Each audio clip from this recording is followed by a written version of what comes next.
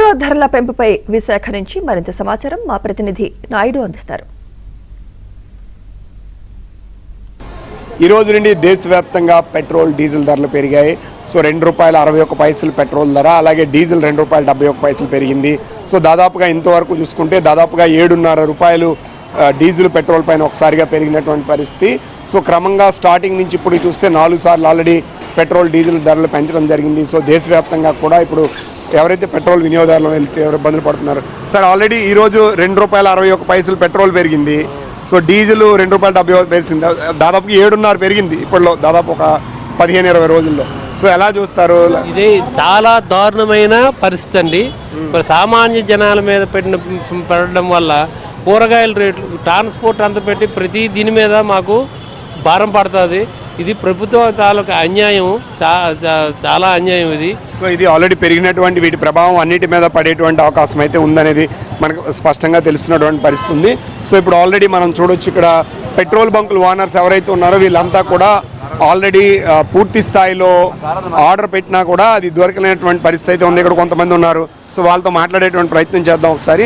So ఇప్పుడు present normal petrol అయితే లేనటువంటి పరిస్థితి అయితే ఉందని చెప్తున్నారు. సో ఇప్పుడు నార్మల్ పెట్రోల్ అయిపోయింది, బంకులు ఆర్డర్ పెట్టిన సంస్థలు ఇవ్వట్లేదు, ఈరోజు ధర పెరిగిందని. సో దీన్ని ఎలా చూస్తారండి? ఇది ఎలాగైనా కొద్దిగా కామన్ మ్యాన్కి ఇబ్బంది అండి. ఒకేసారి ఆల్రెడీ గవర్నమెంట్ ఒక ₹5 అంతా డీజిల్ మీద పెట్రోల్ మీద పెంచింది. ఈ రోజు అయితే 7.5 పెరిగింది. ఈ రోజు పెరిగింది, ఈ రోజు ₹2.61. ఏంటంటే దీనికి వెంటనే ఇన్స్టిట్యూషన్ చూడాలి, ఆల్టర్నేటివ్ ఏదైనా చూసి కామన్ పబ్లిక్ని ముందు ప్రొటెక్ట్ చేయాలి.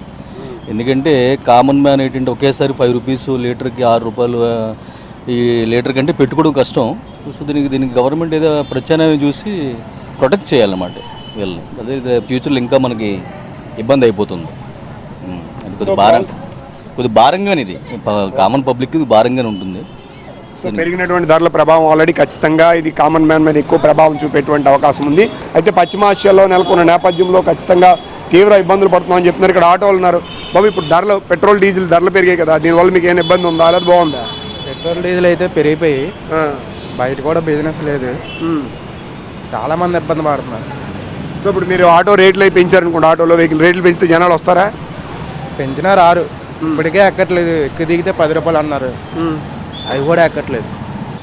చూడొచ్చు, మేము కొట్టించినటువంటి డీజిల్ తిరిగిన అవే డబ్బులు వస్తున్నాయి, ఎలాంటి ఆదాయం లేనటువంటి పరిస్థితి అయితే ఉందని చెప్పి ఆటో డ్రైవర్లు కానీ వీళ్ళు కానీ చెప్తున్నటువంటి పరిస్థితి అయితే మనకి కనిపిస్తుంది.